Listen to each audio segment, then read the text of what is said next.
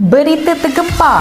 Tuan-puan tahu tak, harga emas dunia sekarang dah pecah rekod yang baru. Lebih 4,201 ounce. Ini bukan biasa-biasa tuan-puan. Ini adalah sejarah besar dunia kewangan yang tengah berlaku sekarang. Dalam masa 8 minggu berturut-turut, harga emas terus naik tanpa henti. Dan minggu ni tuan-puan, dia cecah paras paling tinggi dalam sejarah. Persoalannya, kenapa boleh naik macam ni? Ada 3 sebab besar dunia tengah hadap sekarang. Yang pertama, Federal Reserve Amerika dijangka turunkan kadar faedah. Jadi bila faedah turun tuan-puan, nilai duit kita makin lemah. Jadi pelabur seluruh dunia alihkan duit mereka kepada emas. Yang kedua, AS dan China bergaduh balik pasal perdagangan. Bila dua kuasa besar dunia tegang, orang cari tempat yang paling selamat nak simpan nilai. Dan jawapannya tetap emas. Dan yang ketiga, ekonomi China tengah perlahan. Bila ekonomi tak stabil, kerajaan cetak lebih banyak duit. Nilai duit jatuh, tapi emas makin naik. Sekarang ni tuan-puan, harga emas dah capai 4,200 per ounce dan trend jangka masa panjang masih kekal menaik. Maknanya tuan-puan, siapa yang dah simpan emas,